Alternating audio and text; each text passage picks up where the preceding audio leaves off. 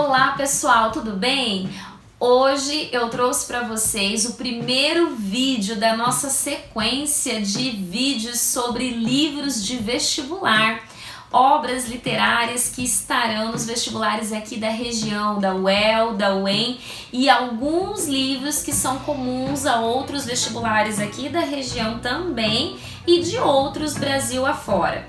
Você que vai prestar vestibular 2021, 2022, não pode deixar de acompanhar esses vídeos. Os vídeos vão ser postados, aqui logo abaixo do vídeo você vai encontrar o link de todos os livros, caso você queira se antecipar na leitura, já adquirir o livro, você já vai saber tudo aquilo que vai rolar aqui no canal. São vídeos muito explicativos sobre essas obras e eu espero que vocês gostem, curtam, comentem, compartilhem, se inscrevam no canal e eu gostaria muito que vocês deixassem comentários, perguntas, aquilo que vocês leram, que gostariam de discutir. Esse aqui vai ser um momento para que a gente possa crescer juntos. Vamos juntos conhecer a obra de hoje? Muito bem, pessoal, vamos então para a primeira leitura. Quarto de Despejo, Diário de uma Favelada, da Carolina Maria de Jesus. Um livraço, um livro muito bom, um livro gostoso, um livro leve e ao mesmo tempo um livro pesado. Leve, né, porque é um diário, então aqui você vai se deparar com relatos muito curtos, uma leitura que flui bastante, mas ao mesmo tempo uma leitura muito pesada no seu conteúdo. São relatos da Carolina, são diários que ela escreveu no período em que ela estava na favela do Canindé, então são relatos muito fortes, relatos que vão te fazer sair daquela zona de conforto. E é necessário que você saia dessa zona de conforto, porque senão leia de novo até você conseguir fazer essa reflexão que esse livro vai trazer. Muito bem, quem foi a Carolina Maria de Jesus? A Carolina, ela foi uma mulher negra, pobre, favelada, que viveu, né, a sua grande parte da vida dentro dessa favela do Canindé. Ela não frequentou a escola, na verdade ela frequentou até o segundo ano do ensino fundamental, então ela começou a ser alfabetizada na escola, mas ela acabou se alfabetizando sozinha. A Carolina, ela lia muito, ela até relata, né, nessa versão que eu tenho aqui da editora Ática, no final tem uma entrevista com a autora, e ela relata ali que ela teve uma professora e que essa professora a incentivou muito a ler e dizia: Carolina, leia tudo, escreva tudo aquilo que você tem vontade. E aí, quando ela vai para a favela, ela relata, ela fala que ela quer mostrar tudo aquilo que era a favela para as pessoas. E é muito legal, porque chega a ser até um pouco cômico, assim, irônico em alguns momentos, porque a Carolina, ela ameaçava os vizinhos que sempre implicavam muito com ela, que ela ia, eu vou colocar você no meu livro, eu vou colocar seu nome no meu livro. E depois que o livro foi publicado, porque ela colocou mesmo, depois que o livro foi publicado, a Carolina teve algumas implicações aí com esse pessoal, né, que dizia assim que ela estava ganhando dinheiro às custas do nome dessas pessoas, então eles também mereciam ganhar o dinheiro, e assim foi uma confusão. Enfim, os nomes estão e a Carolina denuncia mesmo tudo aquilo que ela viveu, então relatos de abuso, de violência contra a mulher, de alcoolismo, e aí a gente vai se deparando com toda aquela realidade que era aquela favela.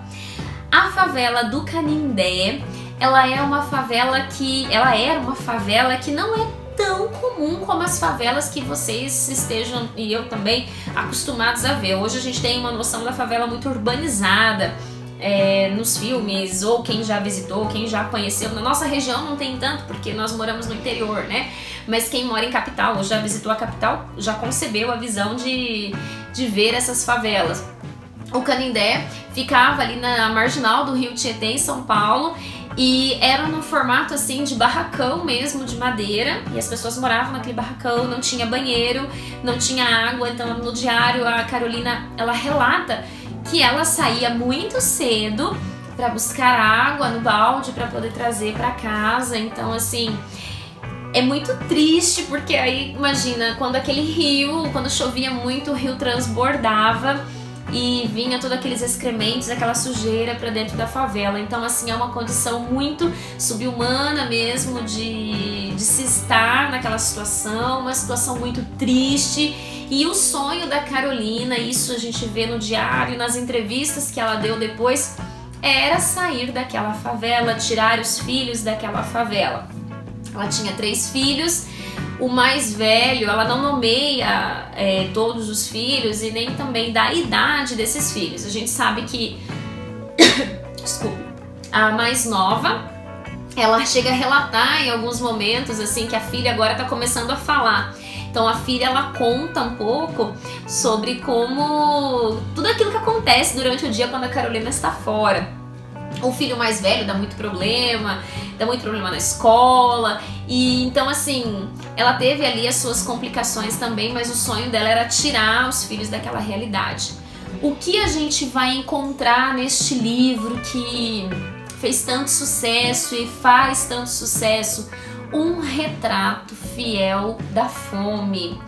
É muito triste a forma como a Carolina coloca, porque é uma forma muito realista, é uma forma muito muito sensitiva. Então, quando a gente lê, a gente sente na pele aquela dor de ter fome, não ter dinheiro, não ter de onde tirar. Tanto que alguns momentos do livro é que a Carolina, ela visita um açougue, né?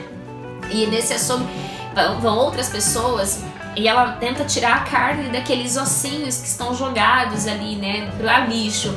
E aí algumas mulheres falam, né, que tá levando pros cachorros. Ela fala assim, eu também, mas na verdade não, ela tava levando pros filhos. Então, assim, é um retrato muito triste mesmo, mas ao mesmo tempo uma grande reflexão, é uma grande oportunidade. E aí vocês podem me perguntar, professora, né, como que aconteceu para esse livro ficar tão famoso? Muito bem, a Carolina, ela escrevia, porque ela já tinha essa intenção de um dia ter um livro. E um dia um repórter, ele vai até a favela do Canindé para poder fazer uma reportagem sobre como que era a favela. E quando ele chega lá nessa favela, ele vê a Carolina discutindo com uma vizinha e falando, eu vou colocar seu nome no meu livro. Ele já vai conversar com a Carolina e fala, que livro? E quando ela entrega para ele esses diários dela que estavam lá, os diários eles começam acho que em 1950 e vão até 1960, então são 5 anos aí de diários. Ela entrega para ele começa a ler e ele começa a perceber que ele vai ter um retrato muito fiel lendo os diários da Carolina do que vivendo ali naquela realidade, conhecendo as pessoas ali, né? E aí ele leva esse livro e acaba transformando depois nesse grande livro. Há uma polêmica muito grande que o livro foi editado por ele, e ele fala que não. Até aqui no prefácio desse livro ele coloca que não, que a única edição que foi feita nesse livro foi o suprimento de alguns trechos que estavam muito repetitivos. Então, como ela fala muito da fome, e a fome era uma coisa comum todos os dias, infelizmente, então a gente vai ver isso em todos os dias que ela tá passando, um pouquinho dessa dor. E aí alguns relatos foram suprimidos. Mas a gente vai ver a questão da gramática aqui dentro do livro, que não é o foco principal, com toda certeza. Algumas palavras com a grafia em desacordo com a norma padrão da língua, mas é para trazer mesmo o retrato fiel da Carolina. E apesar de ter todas essas discordâncias com a norma culta, que eu repito, não é o foco deste livro, o livro traz, a Carolina, ela tem um vocabulário muito rebuscado. Por exemplo, ela não fala que o sol amanheceu às 6, o astro-rei se levantou às 6. Então ela faz uso de metáforas, de figuras de linguagem, de uma forma muito poética. Então ela demonstra dentro da escrita dela, dentro do livro, um conhecimento de mundo. E a Carolina, ela é muito politizada, ela é muito letrada mesmo, porque ela denuncia os políticos.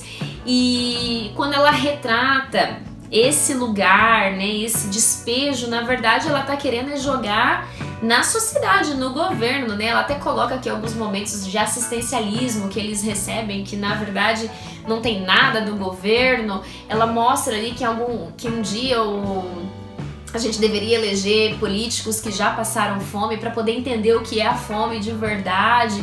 Então são muitas discussões que ela levanta aqui no livro não é para polemizar de uma forma negativa, mas para fazer você ficar incomodado com aquela situação. Tanto que o livro, depois dessa publicação, ele ganhou versões para 13 ou 14 idiomas diferentes. Os manuscritos dela estão no mundo todo, em Museu de Paris, museus aqui no Brasil. Então o livro foi um grande sucesso. Aí você disse, nossa, ela venceu, né? Ficou rica. Não, a Carolina não ficou rica com o Quarto de Despejo, com a literatura. Ela conseguiu sim sair da favela, né? Ela conseguiu esse sonho, ela foi até morar num bairro nobre, o que não teve muito sucesso, mas aí ela acabou, assim, não acumulando grandes riquezas com a arrecadação das vendas dos livros, e ela acaba encerrando a vida dela num sítio no interior de São Paulo, numa condição de pobreza. Saiu da favela, mas não saiu em si da pobreza. A filha dela, a Vera, até tem algumas entrevistas dela aqui na internet que vocês podem buscar. Ela demonstra tudo como que era essa rotina, né? E tem uma entrevista dela que eu vi, da filha mais nova, em que a origem, né, do título Quarto de Despejo, né, da Carolina, veio de quando a mãe estava grávida. Então ela era doméstica, foi mandada embora da casa que ela trabalhava, foi morar nas ruas, catando papel, e um dia ia vir uma visita de um grande político, né? E aí a prefeitura, né, de São Paulo passou com um caminhão, pegando todos os moradores de rua, colocando nesse caminhão e despejou na favela do Canindé. Então por isso Quarto de Despejo. Tem um trechinho na página 37 também que diz assim, ó: quando estou na cidade, tenho a impressão que estou na sala de visita com seus lustres de cristais, seus tapetes de veludos, almofadas de cetim. Quando estou na favela, tenho a impressão que sou um objeto fora de uso, digno de estar num quarto de despejo. Então, assim, vários momentos, o que é um quarto de despejo? Despejar alguma coisa, jogar fora, é lixo, coisa que não serve mais, que tá lá naquele quartinho. Então, ela coloca aqui que as pessoas que estão naquela favela, né, estão nessas condições de despejo mesmo, condição, assim, estão sobrevivendo de forma totalmente desigual do resto das pessoas, né? Felizmente. Então o livro ele vai trazer um registro muito fiel, muito interessante. São muitas vozes aqui no texto, então são muitos personagens que ela vai relatar ali, desses vizinhos. Ela tinha uma implicância muito grande com esses vizinhos que moravam próximo a ela, que a gente percebe pelo livro, que até um dia uma dessas vizinhas jogou excremento nos filhos dela, assim, de tanta confusão que eles tiveram, muitos problemas ali de convivência existiam naquele lugar. Não sei se é porque moravam muitas pessoas, mas há um relato muito grande, assim, de não ter uma certa harmonia. Claro, né, um ambiente onde se passa fome, não tem essas condições mínimas, é muito aceitável essas condições, e ela demonstra aqui como ela era infeliz. Então, assim, a única vergonha, ela relata no livro que ela tinha, é o local onde ela morava por conta desses vizinhos que bebiam e agrediam as esposas, né? Mas a obra em si é uma obra que vale muito a pena. Então, se você chegou até este livro através da lista de livros do vestibular, que bom! Você vai ter uma oportunidade de conhecer um livro que vai te marcar de forma muito positiva, que vai te fazer sair daquele pensamento tão limitado de que não existe fome, que a fome é algo que já passou, que desconheço. Aqui tem até um trechinho que eu gostaria de deixar para vocês antes da gente encerrar, que é do dia 13 de maio. 13 de maio, né, dia que celebra a abolição da escravatura, e ela faz um registro, assim, muito, mas muito comovente. Eu vou deixar aqui para vocês a leitura para vocês acompanharem. Tá na página 30, nessa edição que eu estou aqui nas mãos. 13 de maio. Hoje amanheceu chovendo. É um dia simpático para mim. É o dia da abolição. Dia que comemoramos a libertação dos escravos. Nas prisões, os negros eram os bodes expiatórios, mas os brancos agora são mais cultos e não nos trata com desprezo. Que Deus ilumine os brancos para que os pretos sejam felizes. Continua chovendo e eu só tenho feijão e sal. A chuva está forte. Mesmo assim, mandei os meninos para a escola. Estou escrevendo até passar a chuva para eu ir lá no Sr. Manuel vender ferros. Com o dinheiro dos ferros vou comprar arroz e linguiça. A chuva passou um pouco, vou sair. Eu tenho tanta dó dos meus filhos. Quando eles veem as coisas de comer, eles bradam: "Viva a mamãe!" A manifestação agrada-me, mas eu já perdi o hábito de sorrir. 10 minutos depois, eles querem mais comida. E eu mandei o João pedir um pouquinho de gordura à Dona Ida. Ela não tinha. Mandei-lhe um bilhete assim: "Dona Ida, peço-te se pode me arranjar um pouco de gordura para eu fazer uma sopa para os meninos.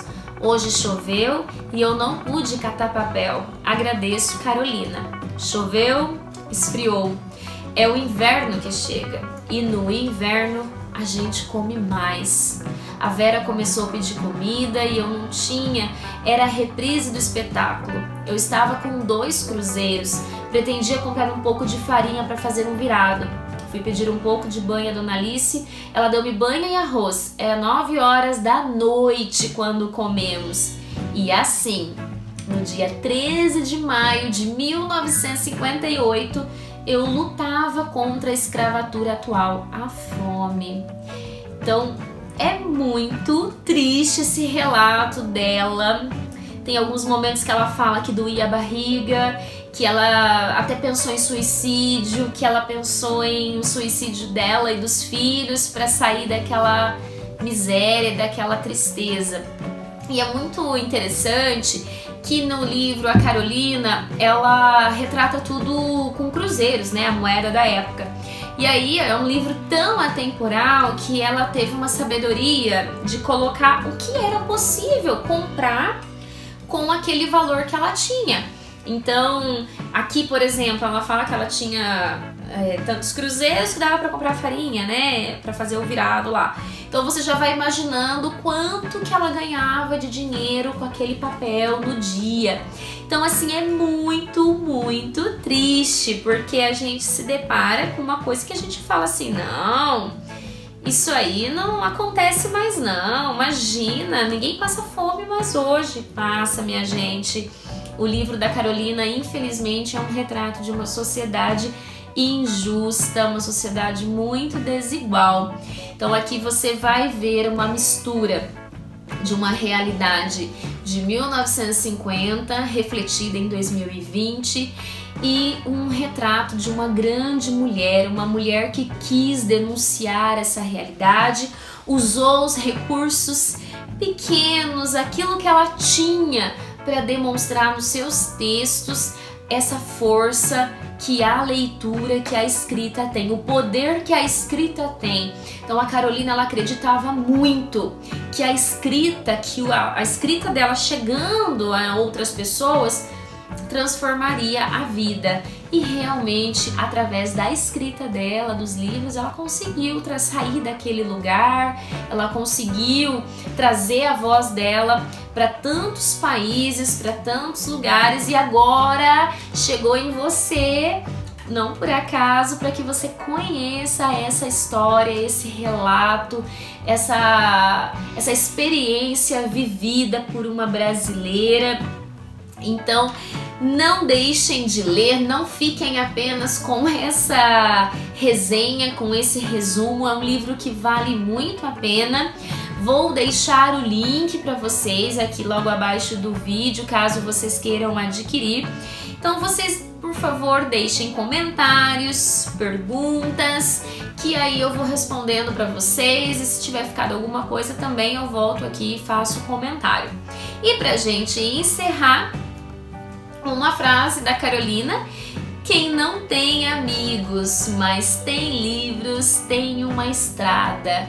Carolina Maria de Jesus é o primeiro livro da nossa lista de vestibular. Até a próxima!